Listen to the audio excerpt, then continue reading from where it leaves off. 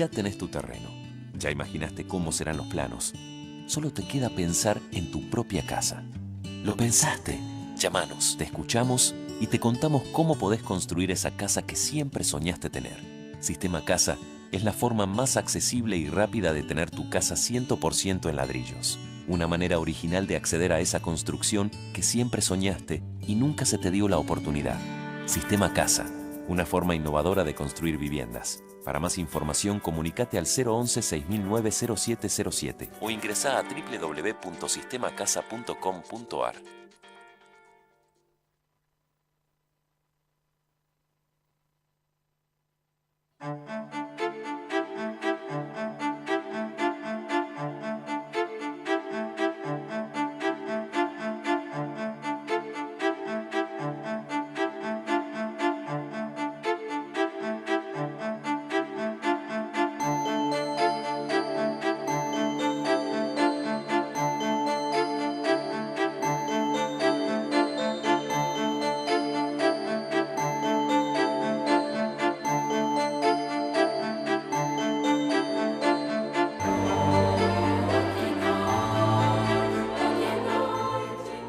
Hoy vamos a poder ver un nuevo capítulo de nuestra serie Propuestas, un programa hecho para escucharnos, algo que bastante nos hace falta a los argentinos.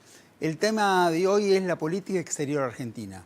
Quien nos visite es experto en el tema y vamos a tratar en esta media horita de ubicarnos en cuál es la posición conveniente en materia de política exterior para la Argentina de las próximas décadas. De esto vamos a hablar los próximos 27 minutos de Propuestas. Jorge Tayana, político y sociólogo. Piensa que la Argentina pasó de un posicionamiento basado en el modelo agroexportador a recuperar la industrialización. Cree que para garantizar la soberanía y el desarrollo del país es decisiva la integración regional. Afirma que los organismos multilaterales tienen que alcanzar una dinámica más cercana a los países emergentes.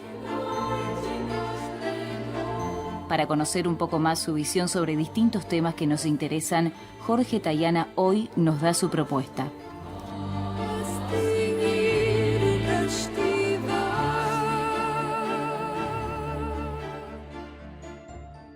Bienvenido, Tayana. Bueno, muchas gracias por la invitación. Al contrario, gracias por venir. ¿Cuál es la ubicación de la Argentina en los próximos años y cuáles son los principios básicos que nos conviene que nos guíen en esos años? Es una pregunta compleja y de varias dimensiones, ¿no? Por un lado, estamos en un mundo cambiante. Eso quizás es lo más importante. Es un mundo que está cambiando. Está cambiando en dos o tres aspectos importantes. Primero, hay una extraordinaria revolución tecnológica con implicancias productivas. Eso ya es hace algunos años, alguna década, pero está teniendo consecuencias fenomenales y todo el mundo lo ve en su vida cotidiana, pero tiene consecuencias fenomenales en la producción, en las comunicaciones, en la economía, en las relaciones de poder. Entonces es un mundo cambiante.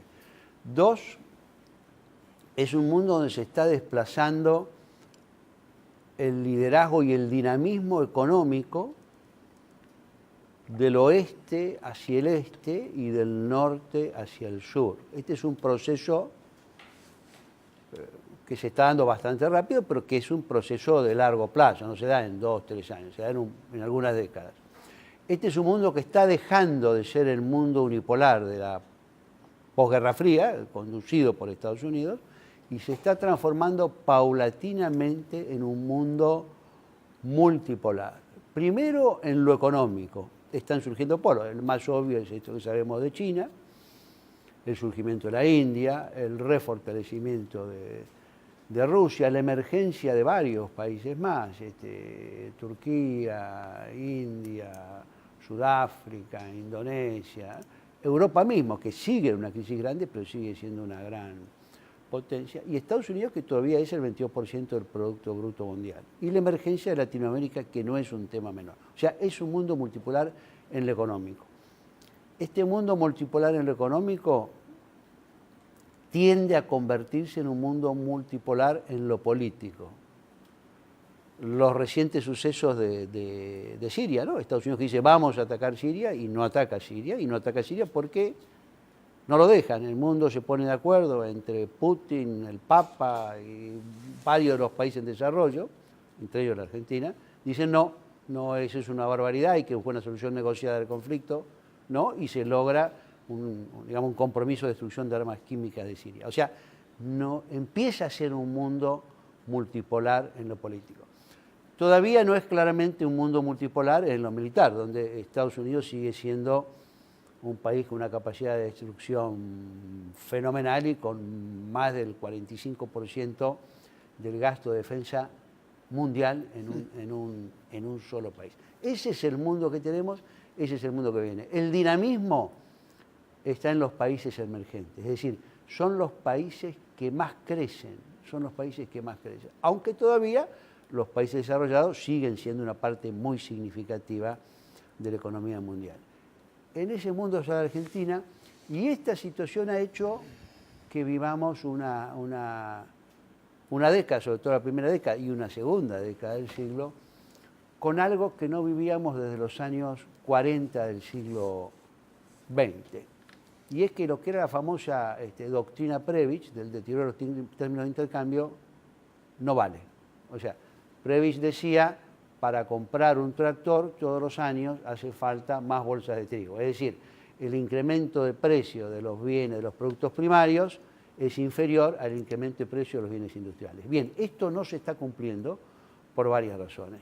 Primero, porque hay una demanda de bienes, alimentos extraordinaria por parte sobre todo de China y de India, que va a seguir creciendo porque va mejorando su calidad y van a transformar esos alimentos más en producción carne, que va a elevarlo.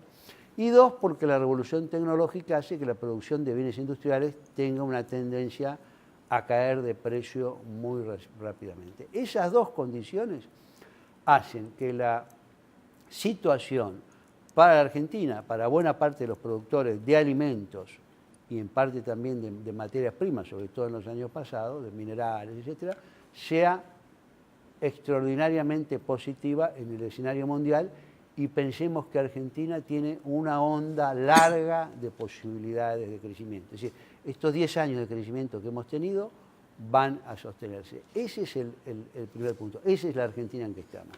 ¿Y cómo se involucra Argentina en el resto de América Latina, donde las características en cuanto a los términos del intercambio son similares? Ha habido variedades, porque los productores de alimentos, típicamente el Mercosur, ha tenido la fortaleza de los alimentos, pero han estado los grandes productores de minerales, Chile, Perú, en parte Brasil también, que es productor de alimentos, pero por el hierro, que han tenido una ventaja extraordinaria por los minerales, sobre todo el cobre, el oro, la plata. Ahora, en ese mundo hay una gran oportunidad y en ese mundo es necesario, creo yo, que haya dos o tres cosas para que a Argentina le vaya bien. No solo tiene que mantenerse esta onda larga, sino que hay que poder aprovecharla. Y para poder aprovecharla tiene que haber 3 o 4 condiciones. La primera condición internacional es que rija el multilateralismo y el derecho internacional. Es decir, si estamos en un mundo unilateral, donde la gran potencia hegemónica decide todo lo que quiere, no nos va a ir bien. No solo tiene que regir el multilateralismo, es decir, que funcione las Naciones Unidas y que todos decidan de una manera más democrática, sino que tiene que haber vigencia del derecho internacional. Es decir, no puede usarse la fuerza para resolver los conflictos. Esto implica varias cosas. Implica, por ejemplo, la modificación de una serie de instituciones y mecanismos que no son realmente muy democráticos ni tienen en cuenta los intereses de la mayoría de los países. Me refiero sobre todo a lo que tiene que ver con la arquitectura del sistema financiero internacional. Banco Mundial, Fondo Monetario, incluso Organización Mundial de Comercio. Hay que reformar eso, quitarle condicionalidades, hacerlo más favorables a los países en desarrollo. Es decir, necesitamos una cancha más equilibrada para que la pelota no venga siempre en contra.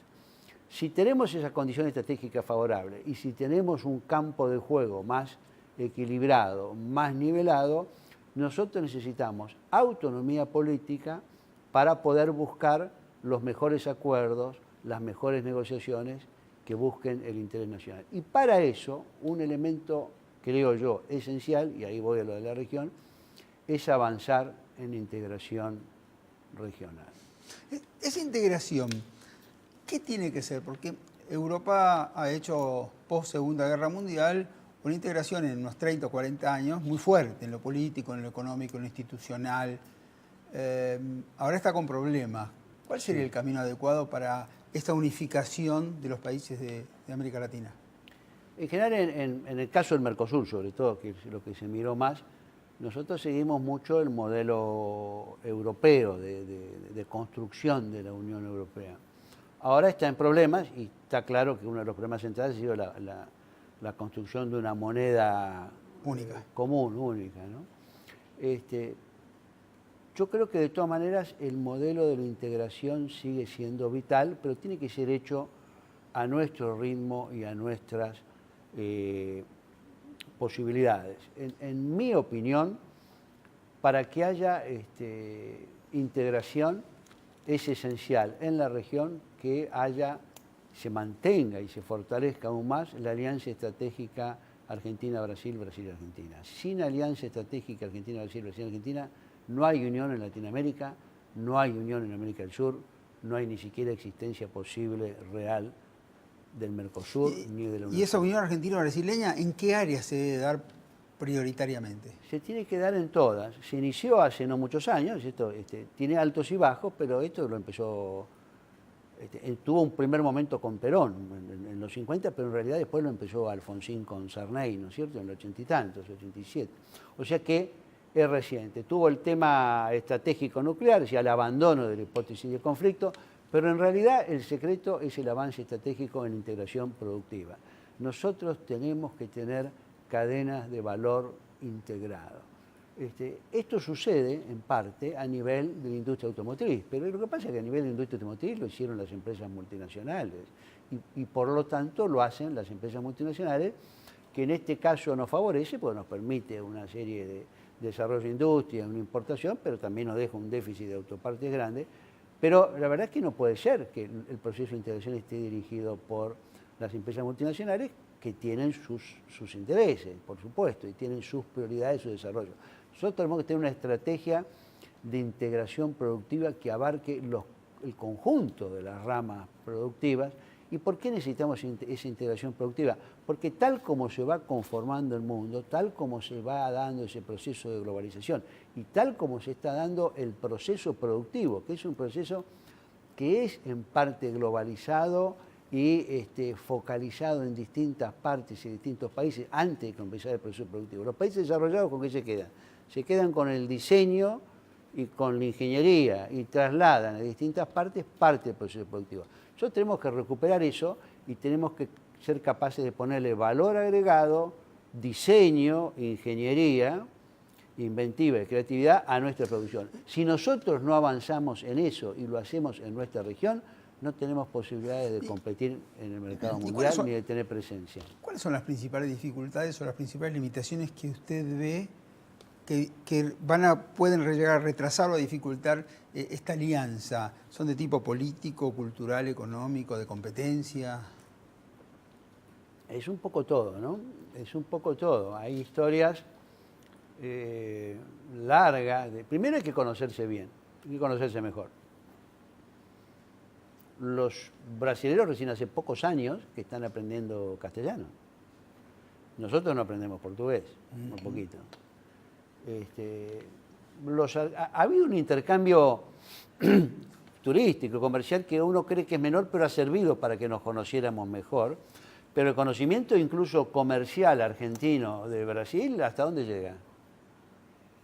Un poco más allá del río, poco, ¿no? Pescarmón es el que está más al norte, que está en Recife con su fábrica de energía eólica, pero el norte de Brasil, que es un lugar inmenso, es un territorio inexplorado completamente para nuestros empresarios, ¿no? Cuando uno piensa que Fortaleza es una ciudad de 2 millones de habitantes, ¿Cuántos empresarios nuestros han visto la posibilidad de hacer negocios allá? Poco. Es decir, nos cuesta abarcar todo ese territorio y a los brasileños también les cuesta llegar acá. O sea, por un lado hay toda una cuestión de conocimiento. Por otro lado, pesa también la crisis internacional que se desató en el 8, en el 9, que tuvo efectos.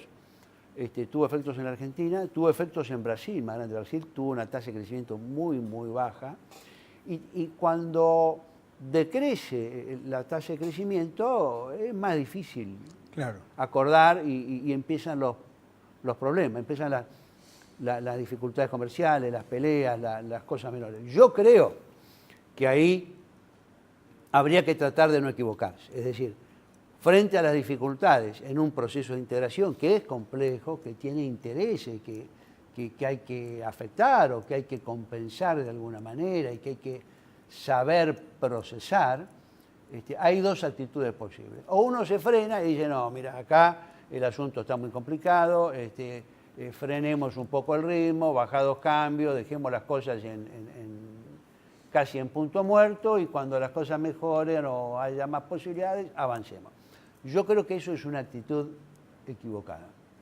Creo que a grandes problemas, grandes desafíos. Creo que lo que hay que hacer ante las dificultades es avanzar en este tema de integración. Y creo que ante una crisis mundial, la única salida posible para países como la Argentina, e incluso para países de una dimensión tan grande como Brasil, es avanzar. Nosotros no garantizamos un desarrollo sustentable para la Argentina y un crecimiento que nos haga incorporar a ese 35% de trabajadores que tenemos todavía no registrados, ¿no es cierto? Y que nos garantice mayor valor de agregado en nuestra producción y mayor tecnología de punta en nuestra producción y mayores posibilidades de colocar esa producción en el mundo. Nosotros no garantizamos eso. Si por supuesto no hacemos una serie de cosas adentro, pero si no lo avanzamos de manera profunda e integrada con Brasil. Los especialistas, los pediatras, los psicólogos infantiles recomiendan a los padres, cuando crían hijos, que cuando los chicos pregunten, más o menos les contesten siempre en forma coherente, no un día para allá y otro día para el otro lado, porque los chicos se confunden. En esta alianza en crecimiento de estos países, eso también sería bueno, porque yo me pregunto y le quiero preguntar, ¿qué influencia tiene? Que en los 80, usted plantea que Alfonsín con Sarney plantearon el mercado latinoamericano o Mercosur. Que en los 90, la etapa más neoliberal, hicimos una fuerte alianza con los Estados Unidos y con los países que quisieran. En los 2000, nuevamente, muy fuerte con Néstor Kirchner, con Lula a la cabeza y con Chávez, de nuevo el latinoamericanismo. No sé, en el siglo que acaba de empezar, en la década que acaba de empezar, qué va a pasar. Estos altibajos, ¿cómo influyen en esa posibilidad de unión? Bueno, indudablemente la coherencia y la constancia es una virtud en casi todas las cosas de la vida y también en la política exterior. De todas maneras, yo creo que hay que ver las grandes líneas. Y si uno mira, y ahora que estamos con los 30 años de democracia, es bueno mirar los 30 años de conducta en la política exterior, el tema de la inclinación hacia Latinoamérica ha sido bastante constante, incluso en los distintos periodos. Alfonsín hizo los acuerdos con Sarney que removieron el enfrentamiento estratégico con Brasil, que no es un tema menor, hizo el tema del Beagle, que permitió resolver la otra hipótesis de conflicto con dos países vecinos, es decir, que tenía dos hipótesis de conflicto. Hizo el acuerdo el grupo de apoyo a Contadora, que va a ser la base de lo que va a ser después el grupo de Río. Es decir, hubo una política hacia la región. Menem ciertamente tuvo las relaciones famosas carnales, pero sin embargo ahí se creó el Mercosur en el 91, con una orientación muy mercantilista, muy de la época del regionalismo abierto, muy ligada al neoliberalismo, pero se hizo el Mercosur y se solucionaron prácticamente todos los conflictos limítrofes con Chile, lo que tampoco fue Poco. Lo que quiero decir con esto es que aún en los periodos donde se destacaba especialmente otra inclinación, que fue una cosa que es más rara en la historia política exterior argentina, que fue una gran inclinación por Estados Unidos, que es una excepción, aún en ese momento la tendencia a una mayor inclinación hacia Latinoamérica se mantuvo firme. Y eso creo que sigue y se va a mantener a lo largo del tiempo. Usted hace un rato nos planteaba que uno de los requisitos para la buena integración argentina con el mundo incluía un derecho internacional que funcione. Sí. Sin embargo, lo que yo veo es, por lo menos en Argentina, que hay una colonia inglesa, que son las Islas Malvinas, o las Falkland, como lo llaman ellos, con presencia militar diversa según el momento, pero no con un futuro de devolución inmediato. ¿Cómo influye esto para la Argentina? Bueno, es una de las muestras de que no hay una plena vigencia del derecho internacional, de que se sigue usando la fuerza para resolver conflictos, y el caso es aún un poco más grave porque se trata de uno de los países que es miembro permanente del Consejo de Seguridad y que por lo tanto, por la lógica con que se hizo eso, que fue la lógica de la posguerra, pero de todas maneras el Reino Unido tiene una mayor responsabilidad en la paz y la seguridad internacional. Y derecho a veto.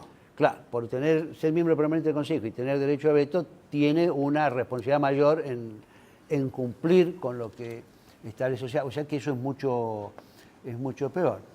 Hay un caso además que vale la pena destacarlo, porque a veces eso queda olvidado en el párrafo de discusiones, en el fárrago de discusiones, y es que las islas están ocupadas por una potencia extranjera desde 1833.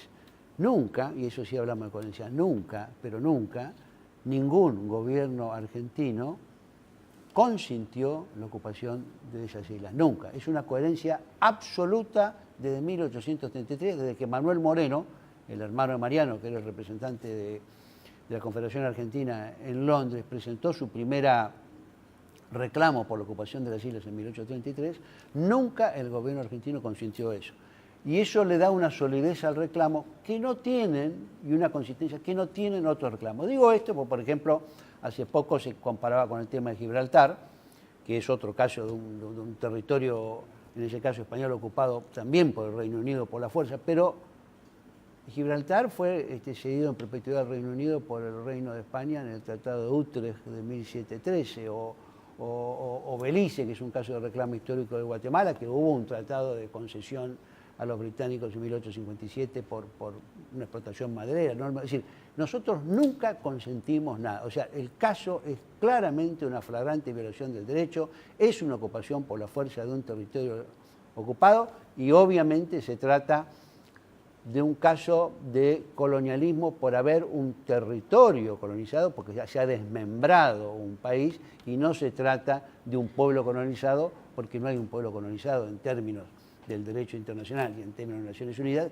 sino que hay ocupantes de una potencia extranjera que están viviendo en las islas, es decir, en territorio extranjero, en territorio argentino, que son los isleños. ¿Cómo se va a solucionar eso? Mire, eso se va a solucionar a través de 3 o 4 cosas. Primero, manteniendo permanente y muy firme el reclamo argentino. Esto es una cuestión de constancia y firmeza. No solo constancia, sino también firmeza. Y creo que eso es lo que hemos hecho en los últimos 10 años bastante bien. Segundo, Argentina tiene que irle bien. No hay país que obtenga un territorio en disputa con una gran potencia si no le va bien. China recupera Hong Kong, no cuando está dividida en la guerra de los señores al comienzo del siglo XX o el fin del siglo XIX, sino cuando vuelve a ser una gran potencia. Nosotros tiene que irnos bien mucho tiempo, tenemos que superar las crisis de enfrentamiento y tiene que ser un país que crezca.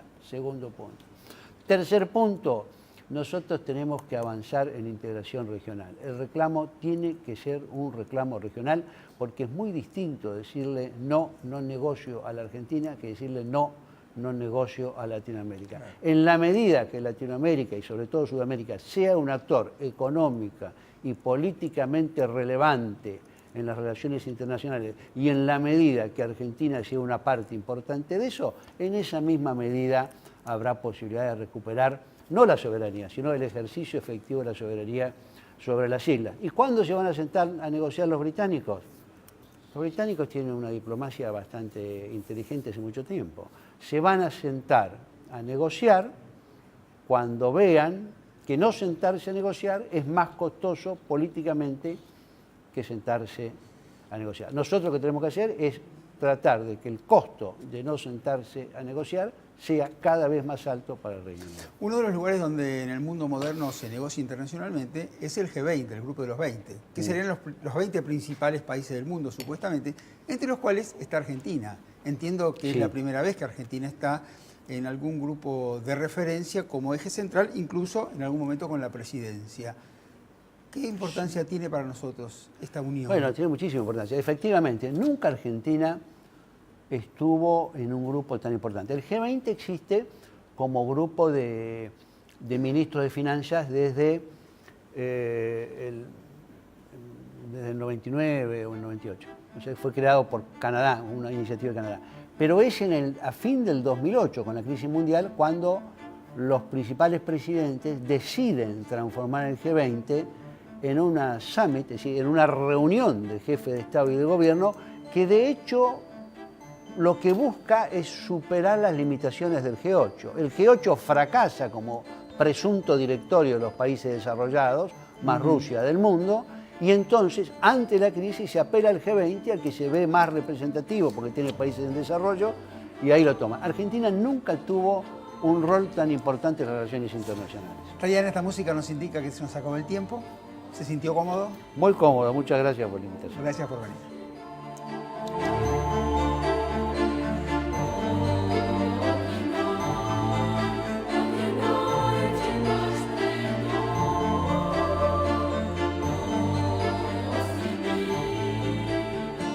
Ya tenés tu terreno, ya imaginaste cómo serán los planos. Solo te queda pensar en tu propia casa. ¿Lo pensaste? Llámanos, te escuchamos y te contamos cómo podés construir esa casa que siempre soñaste tener. Sistema Casa es la forma más accesible y rápida de tener tu casa 100% en ladrillos. Una manera original de acceder a esa construcción que siempre soñaste y nunca se te dio la oportunidad. Sistema Casa, una forma innovadora de construir viviendas. Para más información, comunicate al 011-6009-0707 o ingresá a www.sistemacasa.com.ar.